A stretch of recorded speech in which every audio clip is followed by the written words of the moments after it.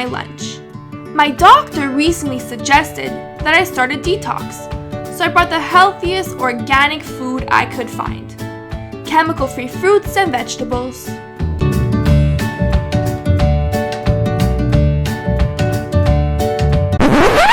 Whoa. Stop. Let me show you something. See this list of chemicals here? All of these are found in just one blueberry. Yep, that's right, in just a blueberry. You've probably never even heard of most of them and wouldn't even be able to pronounce a majority of them. Shocked? Let me explain. Every single thing around you is composed of chemicals. It's a false statement to say that something is chemical-free when even the simplest thing like water is a chemical. For example, let's look at the chemical content of an all-natural lemon. See? People often mistake natural to mean chemical-free. How do you explain the chemical-free food that some companies claim to carry? Well, in the simplest of words, they are lying. This is why this subject is aggravating for scientists like me. So what do I do if I want to eat chemical-free? Well, you may as well just starve because it's impossible to have a chemical-free diet. Let's take a look at an apple. Obviously, an apple isn't poisonous, but when you bite deep into it and reach its core, you come across something not so yummy. Tiny black seeds. These seeds contain amygdalin, a substance that emits cyanide when it comes into contact with human digestive enzymes. For a 150-pound man, the fatal dose of cyanide is around 125 milligrams. Simply put, one would have to chew and swallow roughly 200 apple seeds to receive a fatal dose. Think apples are bad? Let's take a look at cherries. Have you ever swallowed a cherry pit by accident? Don't worry, there is little danger to that. Luckily, the enzymes in our bodies don't digest the pit. But never eat a broken pit.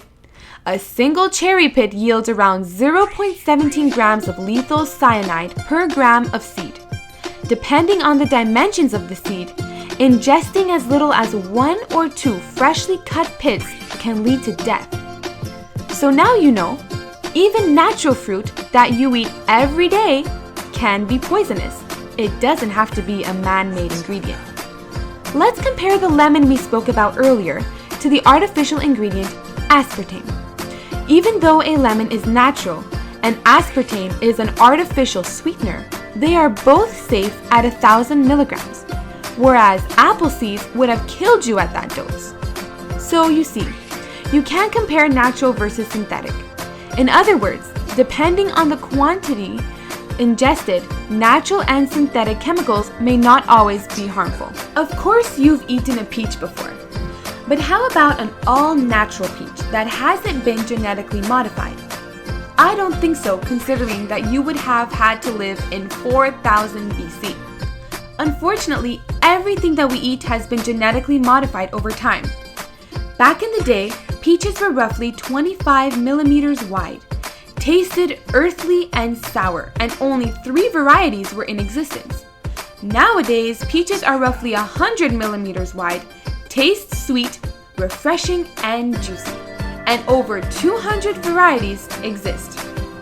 Humans have played around with the chemicals in this fruit, and the result is a fruit with 27% more juice, 4% more sugar, and added potassium, calcium, and zinc. In addition, our peach of today has a soft flesh that is 90% edible, whereas the original peach had a waxy flesh and was only 64% edible.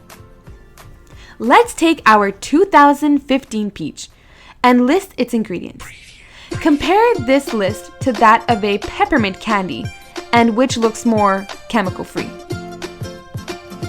The point of all this is not to say that what we know as natural food is worse than processed foods.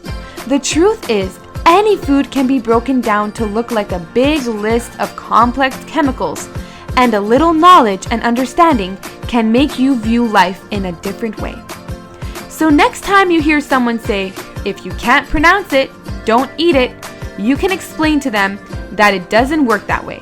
So now you can go sit down at your lunch table and eat your wonderful chemical-filled fruits and vegetables.